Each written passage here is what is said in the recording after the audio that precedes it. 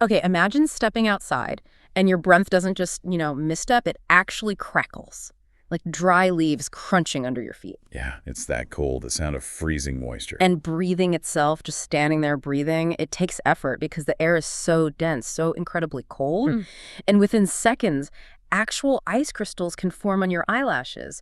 It's not science fiction. This is real life for people. It really is. It's a place where the air itself is a threat.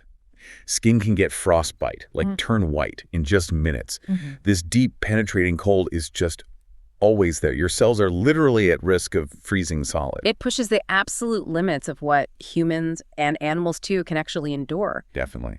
So welcome, everyone, to this deep dive into Oymyakon. It's often called the coldest village on Earth. And our mission today, it isn't just about rattling off record low temperatures, though we'll touch on those. It's really to unpack the amazing ingenuity, the resilience, the adaptations needed, not just to get by, but to genuinely live there. Right. We're using insights from a pretty comprehensive video documentary that captured life there. And honestly, it might make you totally rethink what the word cold even means. We're going to explore how daily life actually works when, everything around you is constantly trying to freeze solid. Yeah, how people and animals manage in a world where the cold dictates pretty much everything.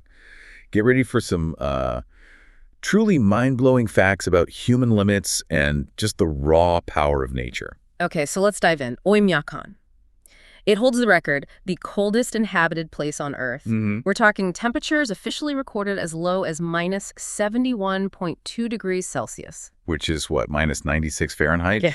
Just staggering. Yeah, and when the documentary crew was there, their thermometer actually hit minus 60.5 Celsius. It sounds unreal. And what's truly jarring isn't just the number, it's the immediate physical effect it has. Like you said, just 15 minutes outside, maybe a bit more, and you're looking at serious frostbite. Right, ice crystals forming inside your cells, destroying tissue. Yeah, one of the filmmakers talked about his nose turning white almost instantly. And this profound numbness, almost like his face was paralyzed. Wow. And the air is incredibly dry, too. You just start coughing, you can't help it, and you feel the hairs inside your nose prickle, freezing with each breath. And the location itself, Oymyakon, it's sort of perfectly designed for extreme cold, isn't it? It is. It's in a basin, like a geographic bowl that traps cold air. It settles in and doesn't move much because there's very little wind. And it's built on permafrost, right? Ground that's frozen solid all year round. Exactly. Hundreds of meters deep in places, which presents huge challenges for everything, starting with building anything. Yeah, I was wondering about that. How do you build on ground that's basically a block of ice that can shift? Well, that's where the ingenuity really kicks in. You can't just dig foundations. The heat from the building would thaw the permafrost underneath. And the whole thing would sink or collapse. Precisely. It demands completely different architectural thinking. And just getting there sounds like an epic journey in itself. Oh, it is. A 7-hour flight to Yakutsk, which is already known for being incredibly cold. Right. And then an 18-hour drive, 900 kilometers on what they call the Road of Bones. 18 hours. Okay, that highlights the isolation too. About 800 people live there, right? Yeah, around that number. Maintaining a community there is a constant battle against the elements and the distance. So, okay, building. How do you create shelter when the ground is frozen and, frankly, hostile? The documentary showed this incredible multi-layered approach. It's fascinating, isn't it? They start with thick wooden beams, almost like stilts, as a base. To lift the house off the ground. Exactly. It elevates the structure so the building's warmth doesn't melt the permafrost below. Keeps the foundation stable. Smart. You have the main logs, then a really thick subfloor, about 30 centimeters, then insulation, then the final floor. And the walls, I remember hearing something about 7 layers. Yeah, 7 layers. It's quite something. Outer wood, then basalt wool. That's volcanic rock fiber, right? Good insulator. Incredible insulator.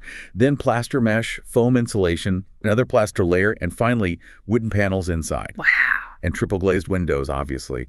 Even the attics are packed with sawdust and soil for extra insulation. Yeah. Every single element is designed to keep the heat in and the cold out. It sounds like the heating system is absolutely critical, that central coal boiler sending heat through pipes. It's the lifeline of the village. It has to run nonstop, 24/7. What happens if it fails, even for a little while? Catastrophe. Pipes would freeze almost instantly, burst. Homes would become lethally cold very, very quickly. It's a constant worry. requires constant maintenance. But they also use the cold passively too, right? These unheated entrance rooms. Yeah, almost every building has one. They act as an airlock, a buffer zone between the extreme cold outside and the heated inside. And as a natural freezer too. Exactly. Perfect for storing frozen milk, meat, fish. You often see ice and snow actually building up on the inside ceilings of these rooms. Yeah. A visual reminder of what's just outside the door. Okay, I just can't wrap my head around living without running water. You mentioned pipes would freeze solid. So how do they get water for drinking, cooking, washing? It's incredibly hard work. They go to the river, which is frozen solid meters deep, and they chisel out huge blocks of ice. Massive blocks. With chainsaws or axes? Yeah, tools like that. Then they load these ice blocks onto sleds and haul them back home. And then melt them. Melt them inside. A single load might only last a big family maybe 2 or 3 weeks. It's a constant cycle. Wow, okay. And bathing. That must be a major event. It is. It's like a weekly ritual, usually. Yeah. It takes 4 or 5 hours total. Why so long? Well, you have to chop wood for the stove, haul in the ice, melt enough water, heat the bathing room or sauna, if they have one, then quickly wash. Quickly being the operative word, I imagine. Absolutely. Imagine stepping out of a, say, 60-degree Celsius bathhouse into minus 54 air. That's a 114-degree swing. Unbelievable. It requires so much planning. Everything does. And a real appreciation for warmth. Okay, let's talk plumbing. Or the lack of it. Outdoor toilets. In those temperatures. Yeah. Outhouses. Usually unheated cabins out in the yard or garden. So, what happens to the waste? It can't decompose? It freezes instantly. Right. And it accumulates. The documentary mentioned these frozen columns of waste building up inside the outhouse pit, sometimes 1 or 2 meters high over the winter. Okay, that's a stark image. It is.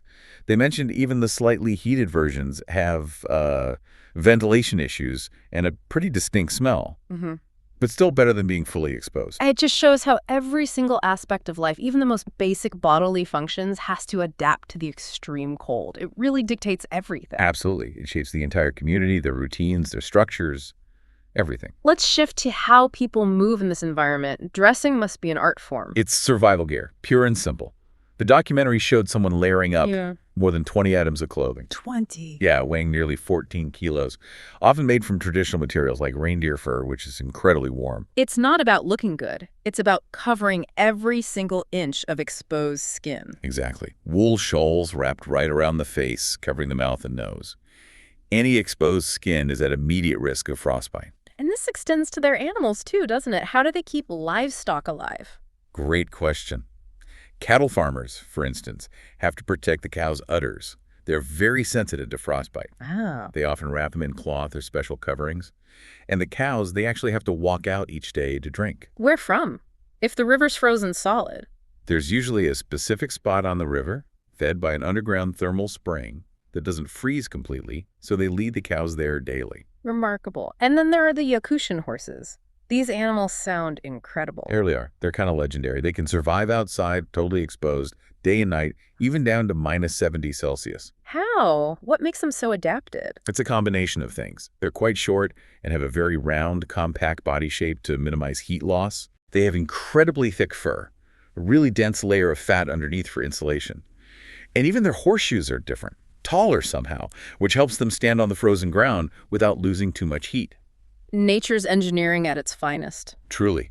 They are living proof of adaptation to the extreme. Hunting also seems like a vital part of life there, deeply connected to survival. It is. For many, it's a primary source of income and, crucially, food. They trap animals like deer, wolves, sometimes bears. And the cold actually helps the hunt in a grim way. Sometimes, yes. Trapped animals can succumb to the cold fairly quickly, and ice fishing is common too. Right, cutting through meters of ice. Yeah, and the fish, when they pull them out, they freeze solid almost instantly, within seconds. Yeah. They showed someone having to literally rub the frozen fish with their hands just to make it pliable enough to cut up later. And this reliance on meat, it's because growing fruits and vegetables is pretty much impossible, right? Exactly. The growing season is far too short, and the ground is permafrost. So the diet is heavily reliant on meat. Raw, frozen meat is common. Things like horse meat, liver, fish, hare.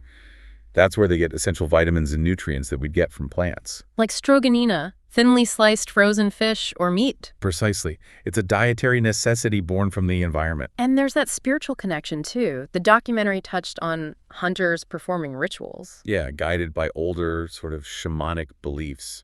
Things like feeding the fire before a hunt, or offering the first catch, like a fish, back to the spirit of nature. Asking for permission, almost, or showing respect. Exactly. It's just a relationship that's less about dominating nature and more about coexisting. A partnership, maybe? Living in harmony with its rules. I think that's a good way to put it. The daily rhythm must be so different, too. You mentioned the short daylight hours in winter. Yeah, in January, they might only get about 4.5 hours of proper daylight. It must really affect your sense of time, your mood. And yet, life goes on. School stays open unless it drops below -55°C. That's the threshold, apparently. Yeah. -55°C. So kids are walking to school in temperatures colder than -50. Yep. Bundle up in all those layers, faces covered, maybe walking half a kilometer or so. It really puts our snow days into perspective, doesn't it? It really does. And what about vehicles? How do you keep cars or trucks from just freezing solid? It's a huge challenge. If you leave a car outside, engine off, for even just a few hours at those depths of cold, it will freeze completely solid. So you can't just hawk in and drive. No way. You need serious heaters, like jet heaters pointed at the engine block, sometimes for hours, just to thaw it out enough to maybe start it. Wow. And even the tires go flat. Not from leaks, but because the air molecules inside contract so much in the extreme cold that the pressure drops dramatically. So heated garages are essential. Absolutely crucial if you own a vehicle.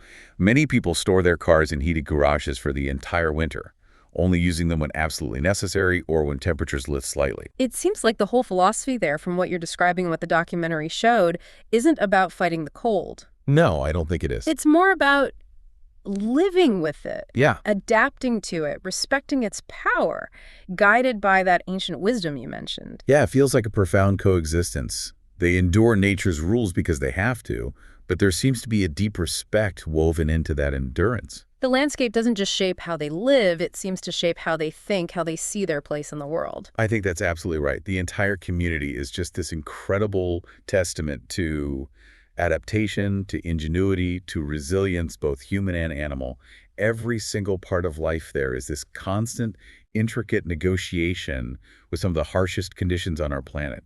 It really shows this amazing symbiosis, doesn't it? Where just surviving day to day becomes this complex dance with nature. It really does. So, wrapping up this deep dive into Oymyakon, it reveals this way of life where the line between people and the natural world is just incredibly thin. And survival, or maybe thriving, is less about conquering the environment and more about this really deep, intricate coexistence. It really makes you think, doesn't it? What could societies in, less extreme climates learn from a place like Oymyakon? What could we learn about resourcefulness, about community strength, maybe about respect for the environment? From a place where every single breath, every building, every meal is a direct fundamental negotiation with the planet at its absolute toughest. That's a powerful thought to end on. What does that deep connection, that forced respect for nature's power, teach us all?